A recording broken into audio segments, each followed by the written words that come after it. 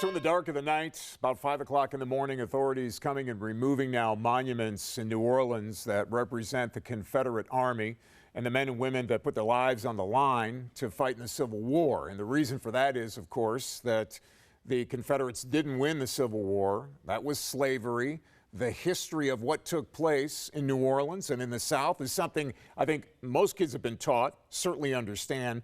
And this whole idea now that the liberals are saying, take the statues and put them somewhere in a dark room so no one has to see them. Let's take these monuments that have been up for decades and put them somewhere where we can take someone maybe on a class trip, turn the lights on for a moment.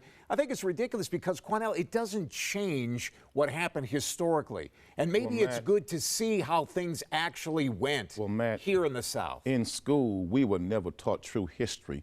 We was taught the conqueror's story.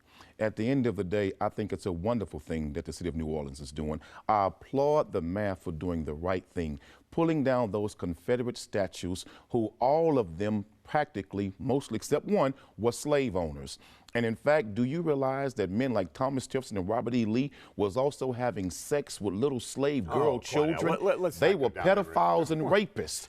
So why should we have statues to men who were slave owners, who were rapists of children, and who dehumanized other human beings for their benefit? We should pull them down and put them in a garbage can. Not a dark place, but the garbage can. You understand history. And remember, the people in the South didn't understand entirely what was going on with the Civil War. They're fighting. Are you serious? They're fighting for their property. They're fighting for their business. Their property was slavery. Their business was slavery and the cottons, gins and cotton fields of America. Their business was inhumane, it was immoral, and it was wrong. America, through Abraham Lincoln, was going through changes. The Civil War was a change. There were men and women that fought for their property. They did what no other man and woman would do. But Matt, that's historical, Quanell. Abraham Lincoln was not a friend of black people. That was the greatest lie ever told of black people. Read a book called Forced into Glory. Abraham Lincoln said that no black person should sit on the jury, should be allowed to intermarry, and that black people should be